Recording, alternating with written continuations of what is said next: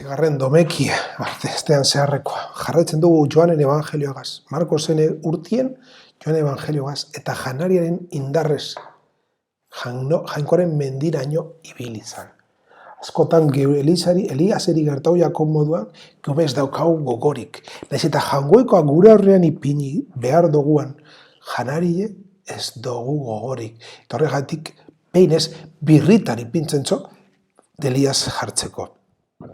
Eta jangoikoaren janaria dastatuta gero, ikusten dugu jangoikoaren samurtasuna noraino ailegatzen den. Jangoikoaren maitasun hori noraino ailegatzen den. Eta maitatzeko, guk maitatzerakoan Kristok egin eban moduan, edo Kristogandik jaso dugu maitasuna, maitatu behar dugula. Eta maitatu eta aurrera bizi behar dugu. Eta pentsau, jangoikoa, Jesukristo da, benetako biziaren jausitakoa. Han dago benetako bizia.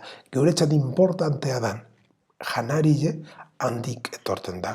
Geure bizitzarako eta geure onerako.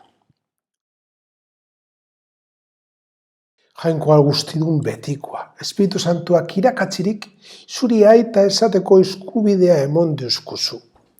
Sendotu gure bihotzeetan zure seme alabetzako espiritua, agidun duzkuzun bizi betean sartu gaitezan.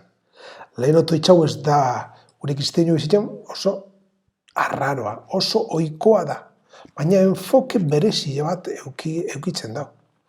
Aita esateko eskubidea emon duzkuzu. Hau funtseskoa da, aita esaten dugu, otoitxo honetan, jangoikoaren aitaren izatie, gu jaingoikoaren seme alaba gariala, eleizan barruan. Eta gutako bakotza, bateatu guztien jangoikoaren seme alabaren duintasunebe autortze da. Gure bihotzetan iraun behar dauan espiritu filial hori, horretan sartzen den komunikarako jenteia da.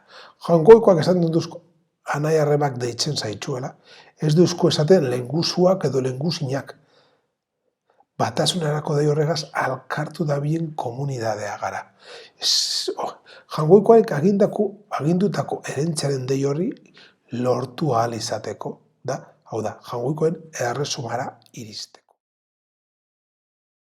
Tu bihotzonez jauna, zeure leizaren doai honek, kus eskaintzeko zeuk maitasunez emonak, egizu zeure indarrez, gure salbazioaren sakramentua. Bere gituran nahiko ohikoa dan otoitzau. Baina aldi berean, hainbestetan gertatzen dan, eta ulerteko gai izatea kostatzen jakun zerbait gogoratzen duzku. Jangoikoaren maitetasunaren doakatasunak aurkezten ditugun doeak. Lehenengo jangoikoak bere leizari emonak izatea eragiten dau. Jainkoak emon duzkune, zaindu gareala gogoratzen duzkuna. Ez gara jabeak, ezin dugu nahi duguna egin. Azkenean, geure burua aurkezten baitugu, gure salbazioaren sakramentu bihur dezan. Eroan behar ditugun bizitza bide bihur ditzan. Gizakia zerrukiturik Birjina handik jaioza. Kurutzean hilik betiko horiotzatik atara gaitu. Eta hien artetik bizturik betiko biziaren jabeekin. Domekako bigarren hitzaurrea da. Aita jongokoari zuzendatuko parafrasia da. Bere semearen haragitasuna gaitik, salbateko bidean jartzen gaituena. Azkutan izan dutzat, hemen izan zan obispori, Don Mariori, konfarazio hau. Geugaz bizi nahi dau. Geugaz bizitzen dugu zan gora beherak, geure ondoan bizi nahi dau. Torrezegatik haragitzea. Geure ondoan biziteko, eta gure ondoan aurrera egiteko. Eta horrezegatik, Pasko misterioa agertzen dago. Gure fedearen zentrorik importantena agertzen da. Hemen Paskoan bizitza sufrimentua eta berpiztearen misterioa. Kristo bizi izan egana, gu bizi izatera dituak gagozenak. Sakramentua honek salbatu gaizala jauna, eta sendotu zure giaren argitean. Ikuarri ez dira maitzeko hain otoiz laburra, nonia ez baiztako doaztateko astirik. ematen. Konturatu nahi dugunerako iritsi da Jesukristo gure jaunaren bitartez. Horregaitik onana da lehenengo dastatzea, gure bizitzan horren esan nahia bizitzeko. Eliza salbazio iturria da, Eliza grazia iturria da. Elizan salbazioa ematen duzkuen sakramentuak hartzen ditugu. Kasu honetan, jaunartzetik etortzen dana. Hainbestetan esaten dut, gure burua kristifikau behar dugula.